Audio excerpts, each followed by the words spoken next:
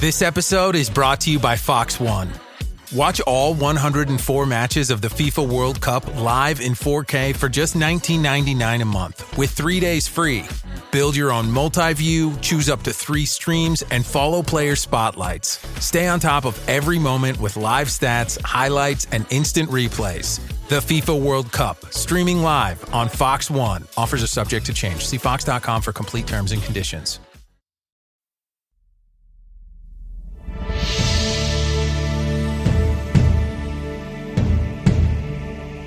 This is the History of the World podcast with me, Chris Hasler. And you're listening to Volume 3, The Classical World. Episode 12, The Second Persian Invasion of Greece, Part 2.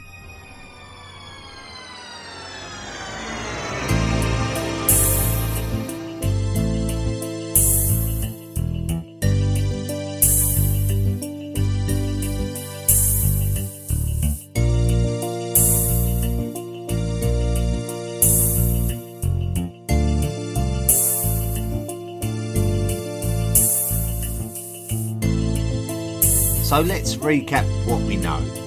The Greek city-states, which are collectively called polis, had evolved to become advanced societies with advanced political systems. They had mastered artisanry and trade and colonised most of the Mediterranean.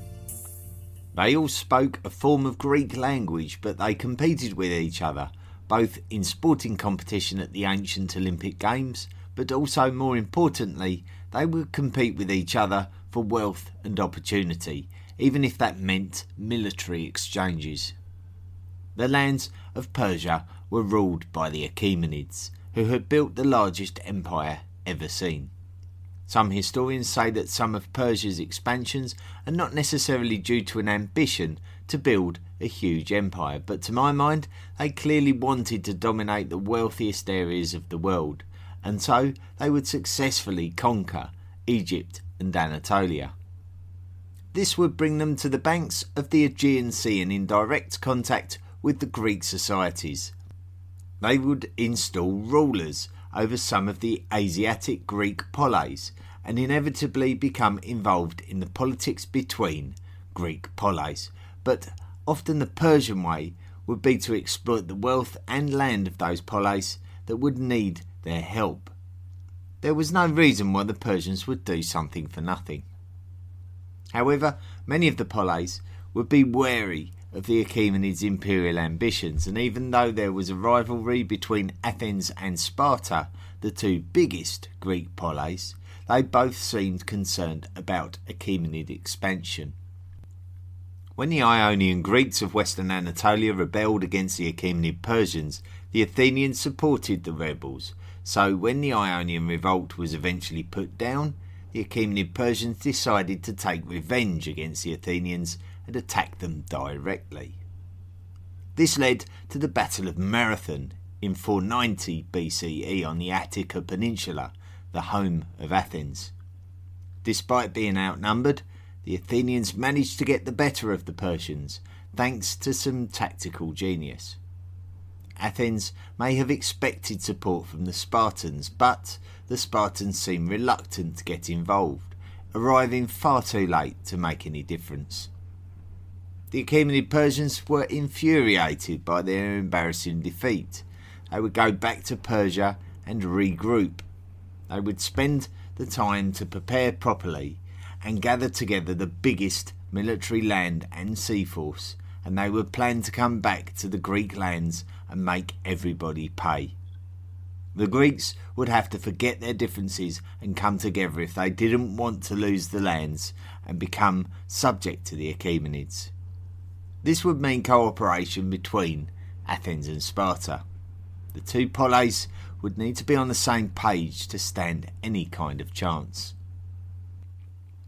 Last week we told the story of how King Xerxes I of Achaemenid Persia led his land forces to Thermopylae on the Balkan Peninsula, where they would stand opposite the allied Greek hoplite phalanxes under the command of King Leonidas I of Sparta.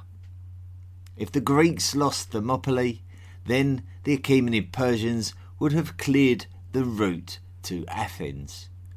So it was vital that it was not lost. The Spartan-led allies were betrayed, however, and the Achaemenids were able to compromise the Greek phalanxes.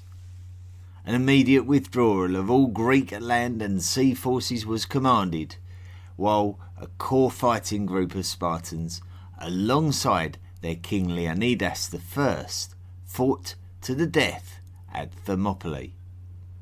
This is where we left the story last week. The advance of the Persians.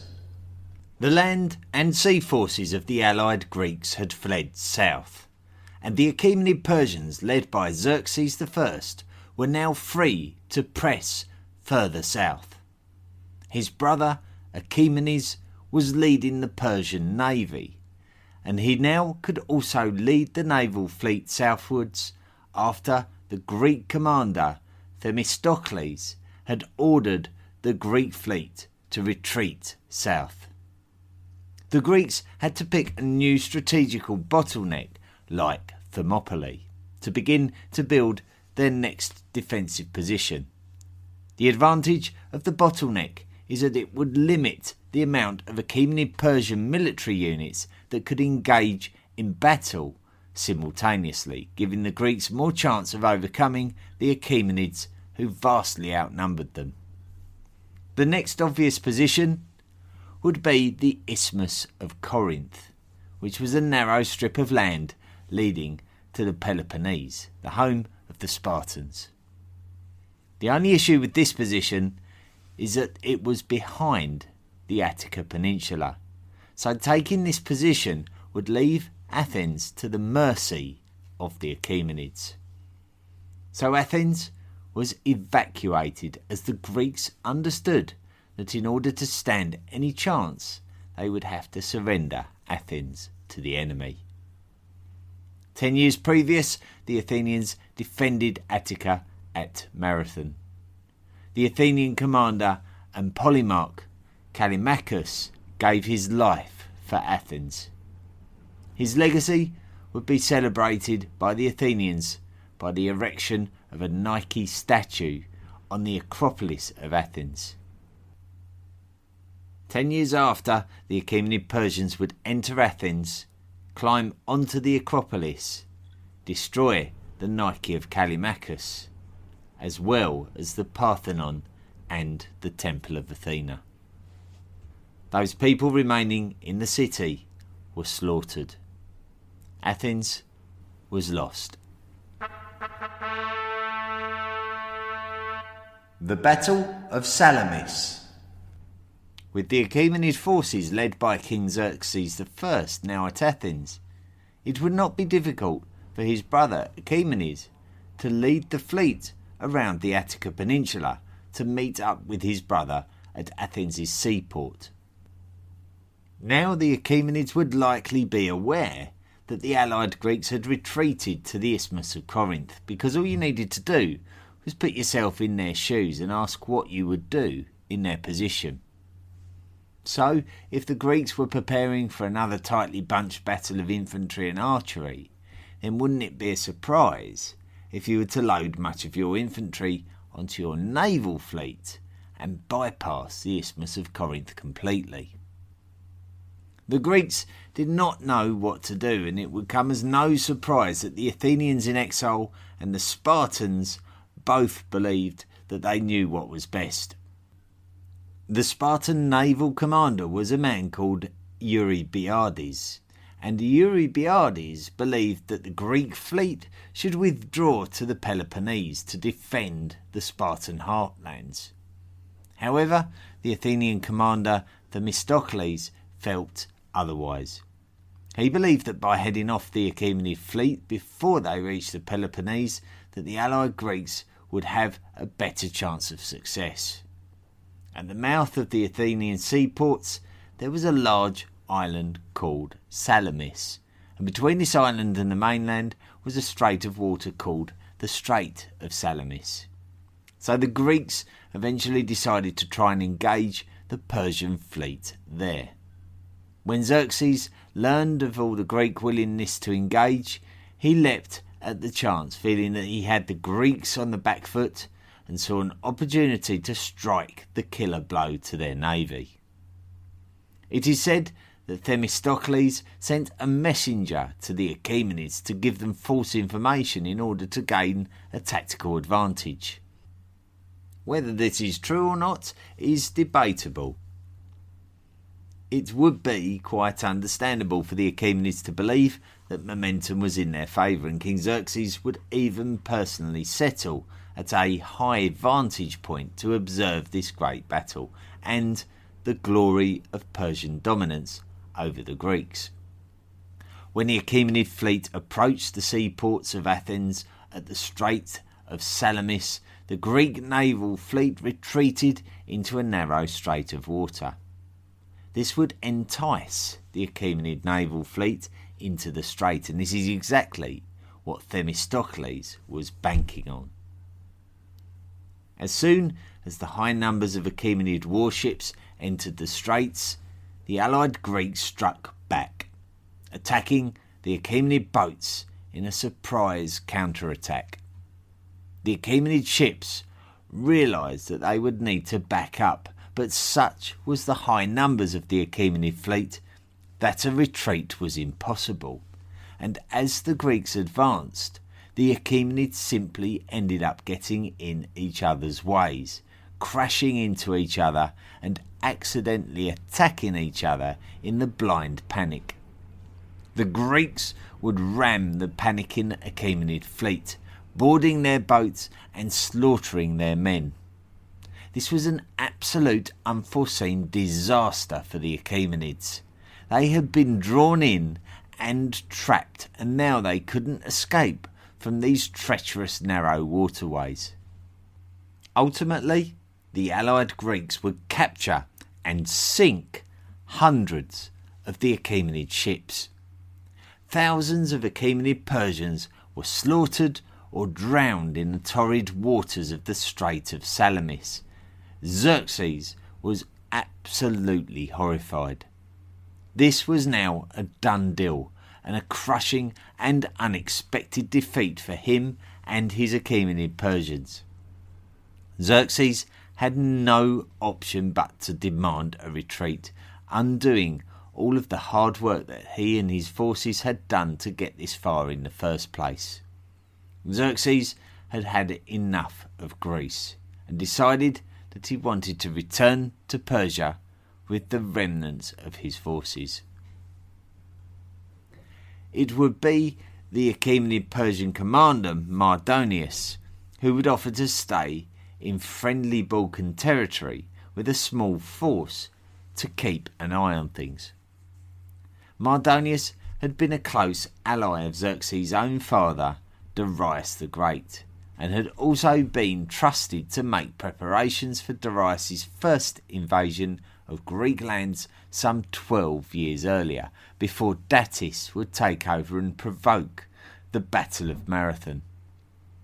So Mardonius would stay and Xerxes would go, and the allied Greeks had scored an unbelievable victory. If Marathon was great, then surely Salamis was even greater.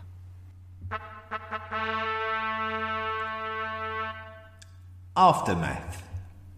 Although Themistocles had famously outwitted the Achaemenids against all the odds, he would still have to oversee the return of Athens to the Athenians, who would have to pick up the pieces of their destroyed city. This must have been an extremely poignant time for the Athenians, who had built and evolved their city both physically, spiritually and politically for many generations, and this was the outcome of their proud history. The effect that it would have on the Athenians was profound, as it would be for those many Greek polis who had been similarly affected. The Greek polis had matured very suddenly in the light of what happened at these Greco-Persian exchanges, and now they believed that they were worthy of their place in the world, and that they could consider themselves, at the very least, equal to the mighty Persians.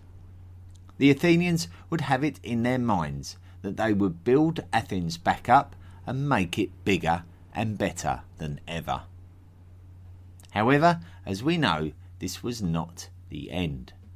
Mardonius remained in Greek territory, and although the Athenians had returned to their city and were able to remain there through the winter months, they knew that it would only be a matter of time before the Achaemenid Persians would interfere in their affairs once again.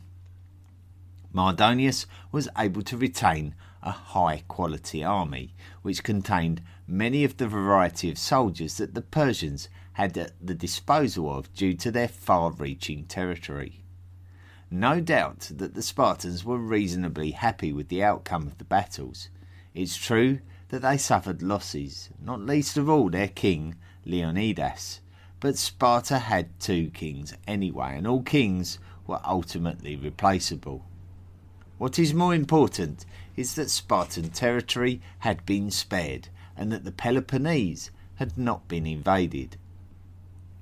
The Athenians were not so happy, knowing that they were almost a sitting duck by comparison. In their minds it was only a matter of time before the Achaemenids would be back, and they felt that they needed to take action, but would be stronger with Spartan support.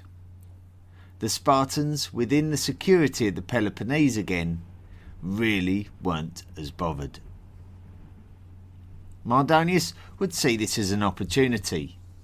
Athens and Sparta clearly had very little love for each other and were just standing together to see off a common threat. But if Mardonius could befriend one of the Greek polis and further widen the cracks of the relationship between Athens and Sparta, then there may be an opportunity to exploit the situation to the benefit of the Achaemenids. So Mardonius would offer the Athenians the influence of more land in order to entice the Athenians to withdraw their hoplites from the allied forces in the Peloponnese. The Athenians trusted the Achaemenids less than they trusted the Spartans. So when the Athenians were presented with this deal, they were open with the Spartans about it. So it came as no big surprise that the Athenians refused to cooperate. Mardonius was not pleased, as you might expect. His response was brutal. The Athenians would have to evacuate Athens yet again, and Mardonius moved in and destroyed the city again. Herodotus describes it as being every bit as brutal as the destruction of the city in the previous year. So even though Xerxes had retreated to Persia and the allied Greeks had won the famous Battle of Salamis, the Athenians were still being bullied around and were not secure in their home city. This is not what the Athenians fought for. To be fearing the Achaemenids to their north and effectively being ignored by the Spartans to their south, who were happily secure in the Peloponnese. However, the Spartans couldn't ignore the situation, and needing the security of the Athenian forces alongside them, had no choice but to aid the Athenian cause and join the counter-offensive. The allied Greeks would take action in two ways. Firstly, they would carry out a land campaign against Mardonius.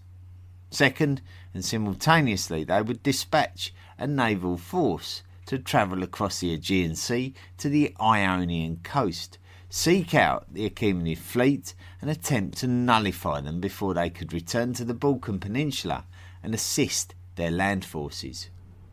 So despite the fact that we often talk about this Battle of Salamis representing the climax of the Second Persian invasion of Greece, we find that the actions of 479 BCE were just as important.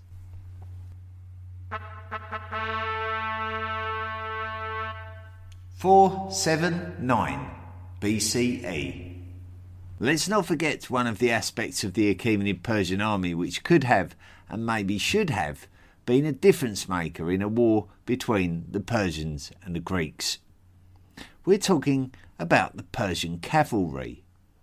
When the allied Greek army were headed north, Mardonius would manoeuvre his forces into an area where he could deploy his cavalry effectively in open plains. The Greeks recognised this danger and remained watchful from the highlands, observant of the Persians. This could have resulted in a stalemate, with the Persians knowing that their close quarters infantry were inferior to the legendary Greek hoplites, with the Persians relying more on their archers and cavalry. The Greeks, on the other hand, could not afford to be drawn into open plains where the Persian archers and cavalry would be able to be effective on the numbers of the allied Greek army. What both sides could not afford is to be sitting and looking at each other indefinitely. In the meantime, an allied Greek fleet of ships was heading across the Aegean Sea towards the island of Samos, which was just off the Anatolian coast, and was where the Persian fleet was stationed. The Persian fleet, which once numbered over 1,000, was now just a few hundred strong after the devastating losses in the previous year at Salamis. On the nearby coastline was an Achaemenid Persian army outpost stationed on the highlands of Mount Mycale, where they would have an excellent vantage point outwards across the Aegean Sea. We do know that when the Achaemenids were aware of the approaching allied Greek fleet, loaded up with plenty of hoplite infantry, the Achaemenids chose to withdraw their fleet from Samos to the mainland, where it could be protected by the army unit at Mycale. This was now a key time for the unified city-states of Greece. It was one thing what they did at Salamis in the previous year, resisting the Achaemenid invasion and forcing them into retreat, but they had done this 10 years earlier, only to send the Achaemenids into a programme of rebuilding to come back harder and stronger. Now there was an opportunity for the Greeks to counterattack and not only resist the Achaemenids, but to now chase them away. It may be a tall order, but when would they ever get this kind of opportunity again, with the strongest polis of Greece acting as a united force?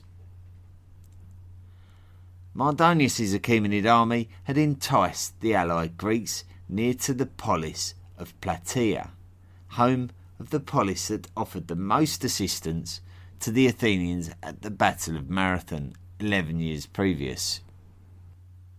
The allied Greek forces, led by the Spartan general called Pausanias, allowed the Achaemenid cavalry to approach them, but the Greeks stood firm and fought them off successfully. Mardonius would need to try an alternative method, as the Greeks were not prepared to be rushed into a conflict and were only prepared to engage on their terms. Mardonius would attempt to cut off supplies to the Greek army in order to provoke a reaction, but the Greeks stood firm for 11 days, refusing to be drawn into warfare in the open and flat terrain that would suit the Achaemenid archers and cavalry. The allied Greek resolve started to wear thin, with the Achaemenids starving them out and eventually holding them under siege. The Greek battle lines started to fragment, and the Achaemenids spotted the opportunity to advance and strike the killer blow. However, at the Battle of Marathon and at the Battle of Salamis, the allied Greeks had enticed the Achaemenids into attacking them, only to find that they were falling into a trap. When Mardonius' forces moved in to slaughter the fragmented, besieged allied Greek army, the Greeks stopped and turned and attacked back. The Achaemenids had been trapped in a close quarters battle with the superior, heavily armoured Greek hoplites. Mardonius and the Persian army were the ones who were slaughtered, being unable to escape. Pausanias had scored yet another famous Greek victory, and Mardonius had finally perished after many years of long service to Xerxes and his father. We cannot be sure if the Greek naval fleet on their journey to Samos were aware of the heroic victory of their comrades back home, but if they were, then it may have buoyed their spirits going into their own inevitable conflict on the Anatolian shores of the Aegean Sea. The campaign was being headed by the Spartan Eurypontid king Leotychidas. If you recall, Sparta was a type of diarchy, meaning that it had two kings, the Eurypontids and the Achaemenids, both working alongside each other. Leotychidas had been in office alongside the Achaemenid kings Cleomenes I, who helped to overthrow the Pisistrated tyranny of Athens, and Leonidas I, who had laid down his life at the Battle of Thermopylae. The Achaemenids were in no mood to engage with Leotychidas' fleet, and therefore decided to beach at the mainland under Mount Mycale, where the land-based army was able to defend it. As we are already aware, Leotychidas was being accompanied by a good number of hoplites and was happy to pursue the retreating Achaemenid fleet to Mycale. This was Ionian territory, and if you recall, this is where the whole episode of the Greco-Persian War started, when the Ionians revolted against their Achaemenid overlords and invaded the city of Sardis. Now, however, the Achaemenids had complete control of Ionia, and the Ionians were serving under them, including within their diverse army ranks. When the allied Greek hoplites disembarked and engaged with the Achaemenid land forces, it seems by the number of casualties that the losses to both sides were absolutely considerable. This must have been a brutal battle, and although the amount of individuals within the two armies was considerably less than at Plataea, where the Achaemenid commander Mardonius was defeated and killed in that same month, it does seem like Mycale was more evenly matched, and that the battle must have gone on with more and more losses of life on both sides. Eventually, as was the case at Plataea, the Greek hoplites proved themselves superior in close quarters battle with the Achaemenids. Couple this with the fact that the Ionian faction of the Achaemenid army had decided to turn on them, and things were only heading in one direction. Just as they had been at Plataea, the Achaemenid army of Mycale found themselves in an impossible situation. Many of the Achaemenids were killed before the allied Greeks destroyed what remained of the beached Achaemenid fleet.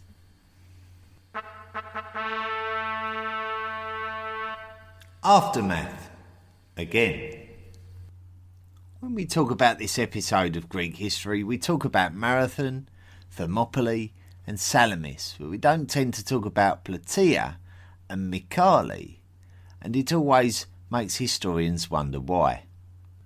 Without Plataea and Mycale, there would have surely been another Marathon and another Salamis, as the Achaemenids would have continued returning to Greece until they had finally crushed them all together and subjugated them in the same way that they had done to the Egyptians, for example.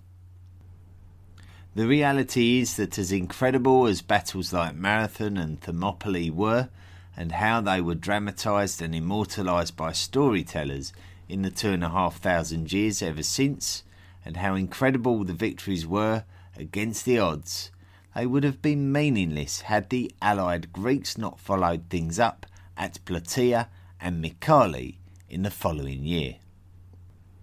Even without the two battles of 479 BCE, had the Athenians had chosen to make a deal with Mardonius before Mardonius sacked Athens on the second occasion, then Greek lands may have been lost without any great battle to end the affair, and the Balkan Peninsula would have simply become just another satrap of the Achaemenid Empire. Tensions would continue to exist between the Achaemenids and the Greeks for a number of years to come, but they never escalated to the scale of the conflicts of 480 and 479 BCE ever again. The Greeks would need to step up their game in terms of reminding the Achaemenids that they were not just going to wait for the next attack, so many comparatively minor skirmishes in and around the lands of the Mediterranean Sea would follow. The conflicts were mainly instigated by Athens, who set up an association of Greek polis called the Delian League. The Spartans had no interest in pursuing further war with the Achaemenids, as the Athenians did, and decided to protect their own interests within their own Peloponnesian League. We will follow the stories of the Delian League and the Peloponnese League in the future. Those generals of the Greek polis, Themistocles, Pausanias and Leotychides, would surely become folk heroes to be celebrated for the rest of their lives all across Greek lands. Until we remember that this is the disunited land of the Greeks, and that we are talking about the world as it was 2,500 years ago. Pausanias, the hero of the Battle of Plataea, was never going to be popular among the Athenians due to their distrust of the Spartans, and many rumours of him colluding with King Xerxes I about a Spartan alliance with Achaemenid Persia surfaced, followed by accusations of being a Helot sympathiser, which would put him at odds with many Spartan elites. The Spartan ephors, who were the magistrates, pursued Pausanias, firstly attempting to starve him out of a temple that he was seeking refuge in, before he would emerge from the temple and die. Leotychides, the hero of the Battle of Mycale, returned to Sparta, but before long was accused of bribery in a completely different episode, so he was exiled from Sparta and died around 10 years after Mycale. Themistocles, the Athenian hero of the Battle of Thermopylae, and Salamis would return to Athenian politics until he fell out of favour and went into exile in the Peloponnese. King Xerxes I of Persia went on to rule for a number of years after the second Persian invasion of Greece. After his early years were full of dealing with rebellions and overseeing military campaigns, Xerxes would settle into more domestic issues such as construction projects and maintenance of the much admired Persian royal roads, originally commissioned by his father. His grisly end came in 465 BCE when his own chief official Artabanus assassinated him, which resulted in him being succeeded by his son Artaxerxes I. Xerxes' brother, the commander of the Achaemenid naval fleet, Achaemenes, survived him and continued as the Persian satrap of Egypt until the Delian League supported a local Egyptian revolt against Achaemenes, in which Achaemenes was killed and his body was sent to the new Persian king, Artaxerxes. As for Themistocles, the Athenian hero, we mentioned that he went into exile in the Peloponnese, but there was really no way that the Spartans would allow such an influential Athenian to live out his years comfortably so close by, and so he was forced to flee again. But this time it was to Anatolia, and from what we can understand, in his final years he was allowed to govern the Ionian city of Magnesia, and this permission was given by the Achaemenid Persian king Artaxerxes I. So the man who so famously defeated the Persians in Greece ended up serving them in Anatolia. Next time we will find out exactly what the future held for the two rival polis of Greece, those being Athens and Sparta, and how tensions would emerge, grow, and reach a climax between them.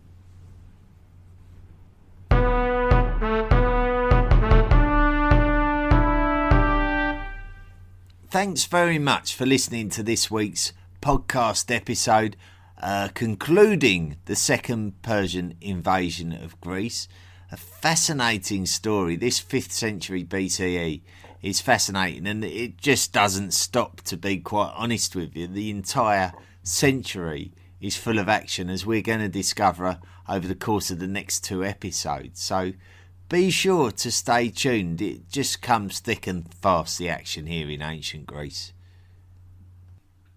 As ever, I'd always love to hear from you. There's the History of the World podcast discussion forum, which I'd love you to take part in. Come along and join in. If you go to the interact section of the History of the World podcast.com website, you can actually join the forum and discuss some of the contents of the episode. And I'd be really interested to hear from you if you have an opinion as to which was the most important event of the Persian invasions of Greece. Which was the pivotal moment that you felt was the difference maker in that whole episode of events?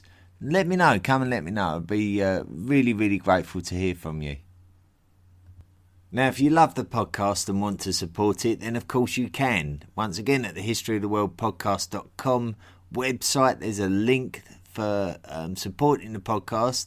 It's the Patreon link, and you can sign up and make a monthly donation to the podcast for as little as $1 a month. And there are rewards available to those who make sustained contributions to the podcast over any amount of time. And if you do make donations to the podcast, you will become a lifelong member of the History of the World podcast Illuminati.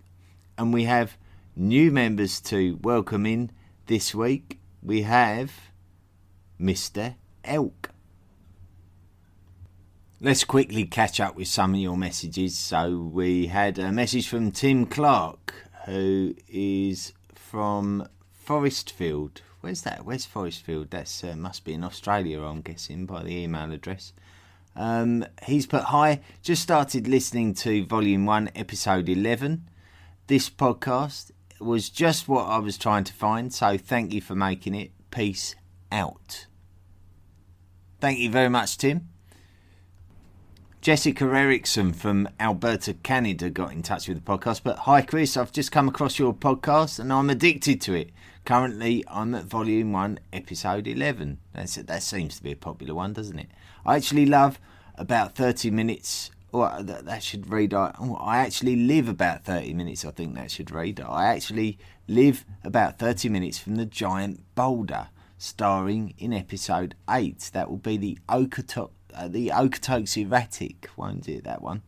I've always had a keen interest in both anthropology and archaeology, as well as history. It feels like your podcast was made just for me. Yeah, it sounds like destiny, doesn't it, Jessica? I appreciate your simple and direct format and how thorough your research has been. I also like how you handle grey areas, stating your opinion based on what you've researched.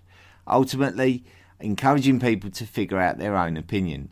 I'm probably going to need to listen through Volume 1 all over again before continuing on to Volume 2. I'm loving everything I'm remembering from my uni degree, which I completed a long time ago. Thank you for your time and fantastic effort.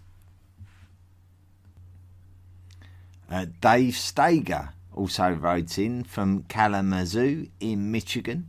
Has put, "Hi Chris, wanted to let you know that I'm very much enjoying your podcast and am learning a lot. Ever since I discovered it on Spotify last month, I've been listening to an episode or two most every day. I am a retired history teacher and think you do an outstanding job of researching and presenting information in an interesting and accessible manner. Thanks again for your good work." Thanks a lot for the message, Dave. The last one I'm going to read out is from Spencer in Hertfordshire, which is just round the corner from me. He's put, hi, I just wanted to let you know that I stumbled across your podcast by chance and have listened to 5 in 3 days. I'm usually very heavily into music, so that's quite an achievement. I really want to learn all about the history of everything, as there are many gaps in my knowledge from school some 25 years ago. Now I have a daughter going to school and it's given me fresh eyes for learning. You have inspired me about things I hadn't given much thought to, like archaeology and paleontology, and I think I'll now be able to inspire her too through this newfound knowledge and enthusiasm. I was originally looking for more of a history of 20th century politics and the rise and fall of the British Empire, and perhaps revisiting the World Wars. I also have an interest in learning more about the Romans and Greek philosophy, but I decided to start from episode 1. This is just a message to say, please keep it coming, and thanks. Well, you're all really, really kind, sending me those lovely messages, and I'd like to thank you all. And by all means, if you want to send me a message, please do either use the contact link through the website, or the email address is historyoftheworldpodcast@mail.com. Let's just quickly read out some reviews before signing off for another week.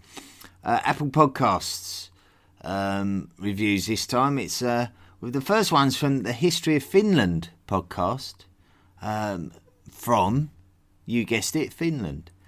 As put, Chris is outstanding history podcaster. I've listened to the podcast from the very first day and I love it. There are 2 podcasts that I binge as soon as the episodes become available. The other is Sam Harris's Making Sense. I've not heard of that one.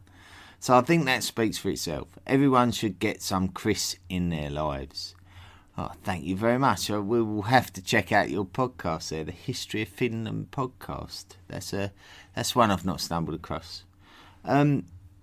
We have from Kyle Woe from the United States of America, but well worth a listen. Started at the beginning of Volume 2, still working through it. We'll certainly go back to Volume 1 and listen throughout. Next one is from Annoyed in Canada from Canada. Has put, simple and thorough. If you've come across this podcast and are wondering if it's right for you, you should probably just listen to it. I've just come across this podcast and have found it to be very good. I've completed a bachelor's in history with a minor in biological anthropology. It feels as though this podcast was custom created for me. Ooh, that's 2 people that have said that. Chris's delivery is simple and clear, yet very thorough, especially given the large task of discussing a complete history of humans. Areas covered include development as seen in the anthropological record, in areas of the social, cultural, material and biological, etc. of early humans' ancestors and ancestral cousins. Do you know what? Just as I'm reading that, I think I've just figured it out. It's not 2 people that have sent that message, it's the same person, isn't it? They've sent me the email and then written a review, so great amount of thanks for that. And then last one finally, from Sal Paradise 81 from the United States of America, has put, love the podcast. One point, not sure if it's just me, but there is a deep hum in the background. Well, we might have to investigate that. If anyone has got any expertise in sound, especially in using Audacity to relieve the deep hum that is in the background of this podcast, so that I'd love to hear from you. I think I am aware of it, but then also I'm all too painfully aware of my lack of professional setup here. So. There may well be that deep hum, but if anyone can help me with that, I'd be very grateful. Anyway, that's enough for another week. Next week, it's going to be another big week. I think I keep saying that every week, don't I? We're going to be entering into the Peloponnesian War, but we do really need to set it up. There is a lot that goes on before the main Peloponnesian War. There's sort of 2 Peloponnesian Wars, and it's often the second Peloponnesian War that's referred to as the Peloponnesian War. So we're going to set up the whole theatre of the war And so we're going to be continuing on from what has happened in this week's episode. But if you're interested in that, and why wouldn't you be, then do make sure that you're around in 7 days' time for the next episode. Until then, thanks for listening and cheerio. Do you want more from the History of the World podcast? Then visit our website, historyoftheworldpodcast.com. You can join our discussion forum and find us on social media. Support the podcast for as little as $1 per month by clicking the Patreon link. Email the show at historyoftheworldpodcast@mail.com. The best ones will be read out. Be sure to rate and review the show wherever you listen to us.